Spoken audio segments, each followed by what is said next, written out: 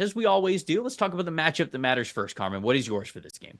Mine's Justin Herbert, Herbie, against this Denver pass rush, which I think Turbo. makes a lot of sense. It's pretty low-hanging fruit there. But I was at the game this past weekend, Chargers, Bucks, and the Bucks were able to do some things against the Chargers and vice versa that really hadn't been the case up until this point. And if you look at Justin Herbert under pressure, last week he had a negative 23.1 completion rate over expectation, so 23% points less when under pressure. He was 12 of 20, one interception, 51.0 passer rating against the blitz.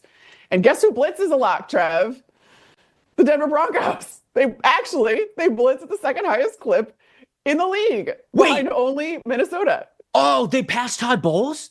They passed Todd Bowles. What's Bowles doing? He can't be giving up ground like this. I don't know the stat off the top of my head, but I did read it just earlier that the Bucks are actually rushing for at a higher rate than they were last season. Like it was like a 9 percentage point difference where they are now rushing forward at 9% more than they were last year, which then obviously comes at the expense of then blitzing. So no, I mean, Tampa's, I think, fourth in blitz right now. Yeah, but still, I mean, we're not playing for fourth, you know, Todd, we're not playing for fourth out here. We're playing for first. No, Denver's blitzing at a rate of 38.4% of all defensive snaps, again, behind only Minnesota. And yeah, so that's something that you have to look out for because Justin Herbert did not fare well against the blitz this last game against Todd Bowles' defense. Was really fun, again, just to watch that in person too and how that materializes and the guys that he's dropping versus who's actually rushing, because that was another caveat to the four-man rush is they're also dropping line of scrimmage players at a higher rate than I think almost anybody else in the league. When you talk about like defensive tackles that are dropping into coverage or outside backers or somebody like that dropping into coverage, that's something that Todd Bowles really likes to do. But then he blitzes an inside linebacker or he'll blitz a safety or whatever that is. Lavonte David got after the quarterback a lot in that game against the Chargers. And so Right. you look at kind of how you look at the strengths of the Denver team, and it's very similar to what the Bucs strengths are when you talk about the defensive line up front, the linebacking core. That's something that I'm just really interested to see if that's more of a trend or if that was just kind of a fluke against Todd Bowles, or if Denver can capitalize on it in a game that's going to mean a lot for them. Yeah, I'll kind of stick along those same lines with, all right, which version of the Chargers is sort of real? Which version are we getting? Because they didn't play well against Tampa. And I'm wondering, like, was it just a Tampa thing? Were the Bucs just playing really well on that Sunday and the Chargers just happened to catch them on a bad week for themselves when defending the Buccaneers? Because the Chargers run defense, you know, they've been a solid run defense team this season. I know people point out, well, you know, they're different teams above 500, below 500. I understand that, but they've been a pretty solid run defense team, 72.2 run defense grade so far this season. But last week against the Bucs, you know, you talk about, okay, the offense struggled against the Bucs defense. Well, their run defense struggled against the Bucs rushing attack, and the Bucs rushing attack is a good one, but still 60.6 run defense grade from the Chargers last week. And after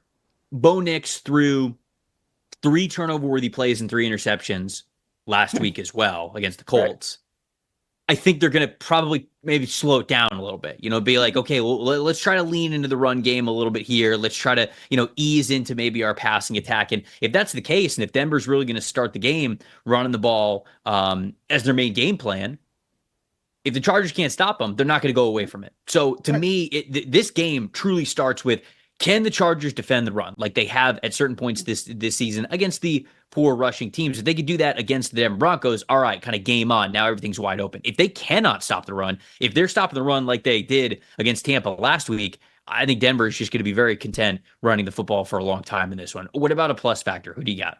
Yeah, that goes along with my plus factor, which is Javonte Williams, because I do think, like, you talk about the turnover-worthy plays that Bo Nix had and the turnovers that he had this last game, and what can you fall back on? You can fall back on the run. And then when you see that Tampa Bay was able to hang 223 rushing yards on this Chargers defense, which was top 10 for all intents and purposes in run defense grade, EPA per play allowed coming into that game, then that to me signals something that you can take advantage of if you're the Denver Broncos, if you're Javonte Williams. It was something that I talked to actually Tristan Wirfs about just how much they better. We'll get into that when we talk about the Bucs, but they weren't even expecting to be able to run the ball quite that well against this Chargers defense, and they were really excited about eclipsing 200 yards again on Jesse Minter's unit. So we'll see. I think that if you're the Broncos, that's something that you're going to try to exploit.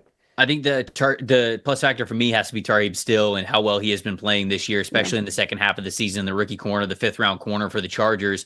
He got another interception last week. If he continues to be somebody who can get takeaways for you, those are game-changing plays. And we saw the Broncos put the ball in harm's way last week. And if that trend is going to continue, I feel like Still is going to be one of those corners that can capitalize on that. Now, him being a 5th-round rookie, you can understand a couple of his earlier interceptions. All right, people aren't really thinking about him. Like, hey, they got this 5th-rounder sitting here on the outside. Let's throw to him. Like, oh no, okay, like we can't do that after he has a couple of really great plays on the ball. So it's not like the league and offenses don't know who Tarheeb Still is at this point. They do. So I'm curious as to how much they're going to continue to attack him in this game and honestly throughout the last few games of the season. But he's the guy who I think can turn the tide for the Chargers, and I think he's going to be needed. You're hoping that Bo Nix is I don't want to say unraveling. That's way too harsh, but maybe taking a little bit of a step back from how hot he was in the middle parts of the season. And if that's the case, you got to get somebody who can get turnovers for you. Tarheeb Still has been that guy. He was it last week. Let's see if he can continue that hot streak for the Chargers there.